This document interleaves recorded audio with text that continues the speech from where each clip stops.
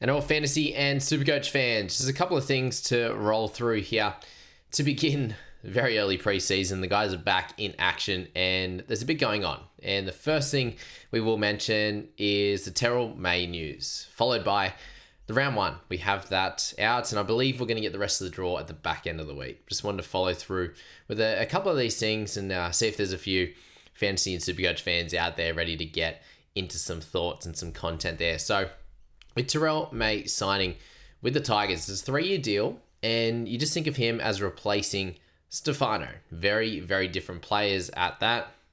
Moving over to the Tigers, people I'm reading in Facebook groups already on NRL Fantasy, people are like, oh, well, he's moving to the Tigers and blah, blah, blah. And I don't think that makes a difference for someone like Terrell. He is a very different player to some of these guys. And if he is to get the minutes, which I'm very much expecting he will, at least replace Stefano's minutes, then he's going to be a guy that you want in your side. And if we price somewhere around the 700k mark at that 50 average, and that's not going to be enough for him, to be honest with you, that pricing for him to be add value anyway.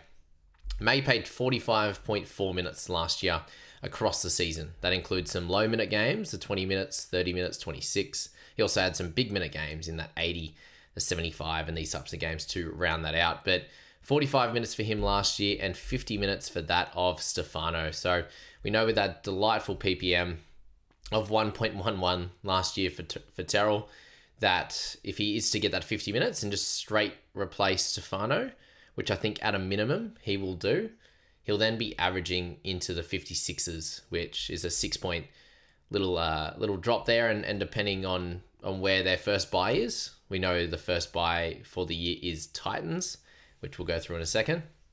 That I think pretty much, unless it's in a round 2, that might make people a little bit annoyed at it and maybe not select him.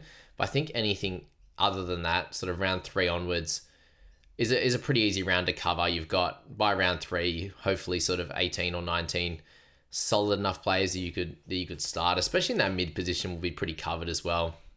Very unlikely, I think, he plays Origin unless he comes out for the Tigers and absolutely dominates. And if he does dominate, that means he's a 55, 60-minute guy, and he's scoring your incredible points anyway. So not someone that you want to be, that you'll be worried about playing Origin by that point, and you can move him on from that stage anyway. And Stefano, a very different player, doesn't have the motor of Terrell.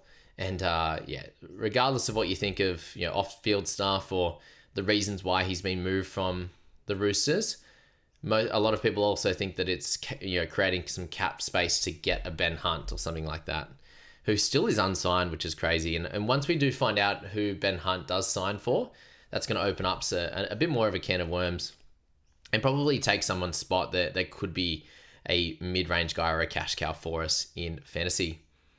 There's a bunch of those things to go through. I'm going to roll through another video going through the gains and losses for all the teams this season. And hopefully by that point, we may have some more info on certain guys like Ben Hunt, but it's just wild that he still hasn't signed somewhere after leaving from the Dragons. But it does open up a spot for a half position in the Dragons, or Kyle Flanagan becomes a little bit more relevant. Things like that. We also just got some news from Jack Wighton that he's going to move back to the centres and he's going to get off the grog. So that does, I think, open up a space in the halves for the Souths as someone that could be of interest to us from a fantasy and Supercoach perspective there. Most of the other guys we will roll through in the player movements for the year. But let's go through round 1. So we obviously have a very, very similar setup to last year, and it looks like we'll probably have the same length of draw this year, and that might change in the upcoming years with the RLPA going through and questioning, I suppose, how long this season is. But it does look like at this point, things are going to be the same with a team having a bye each and every week. We'll have to wait and see, obviously, till the end of the week. But at this point, the Titans have the bye in round 1. And we go into Vegas, obviously, with those 2 Sunday games again. And then moving on to the rest of the draw happening from the week following from Thursday night. So we're looking at those games there. It's Raiders and Waz. We have the Panthers and the Sharkies over in Vegas, 11 a.m. and 3:30 p.m. It's going to be so much fun. A little bit annoying that there's such a big gap in between, but I suppose this year they're doing it so they have a bit of entertainment following that first game, and there's a bit of a couple of hours in between. So That's probably the big difference, is there wasn't much of a gap between those two games last year, and they were cracking matches. I can't wait to see the intensity that's played in those two matches. So we did see last year, with the intensity being that of a little bit more of like an Origin style of game, the stats were pretty high and pretty nice for both of those games. So you could probably expect the same across those two, and probably no blowouts. I think the Sharks will come to play. Panthers seem to start a little bit slower, so they expect that game to be close. They expect the Raiders and Wars to be close, so wouldn't be worrying about any of those teams with any blowouts or anything like that. Just go for the plays you'd want in those sides. And then for looking at matchups from there, Roosters and Broncos will be a close one. Tigers and the Knights, I think, will be a really fun clash with Luai, with Terrell May, with these guys going over. Taruva, it's going to be lots of fun. And then Dolphins and Bunnies, I think it's going to be a really fun clash as well, with Latrell looking likely to be back. We don't know where all these games are going to be played, but still to be confirmed in that. And then Dragons up against the Dogs there.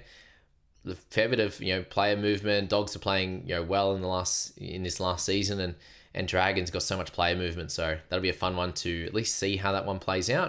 And then you got Manly up against my Cows on Saturday evening, to be another close, fun game. And then the Storm come up against the Eels, who have a lot of player movement as well. And there's plenty up in the air with the Storm at the moment with Ryan Pappenhausen. So I'm very interested to see how that one's going to play out as well.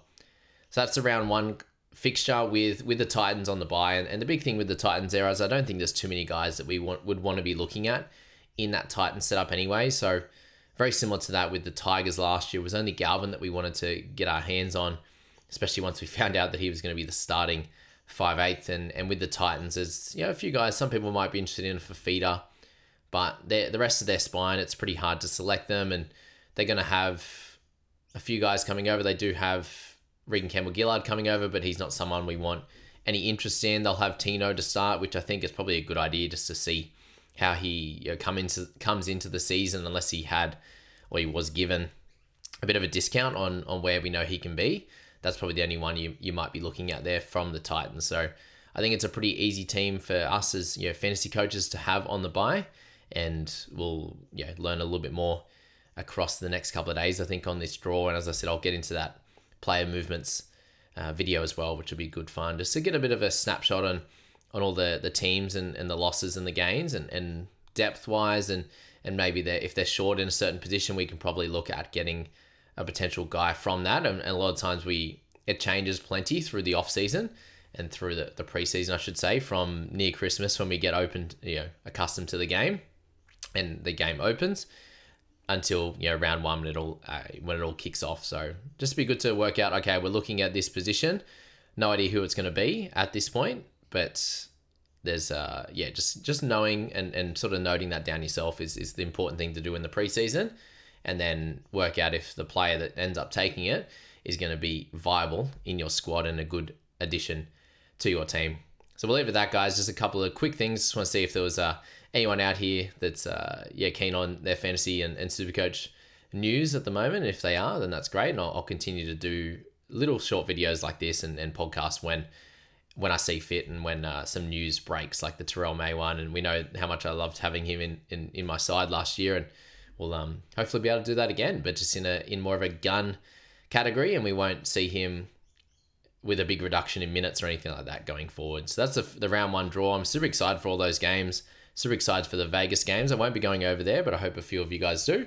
And that first week's always pretty interesting, because you got to have your first team, your full team set up, and captaincy and vice captains by those Vegas games. And then you can tinker with things after seeing those two and going from there. So there you go, guys. That's that video and that podcast, and we'll see you in the next one where we talk about those player movements.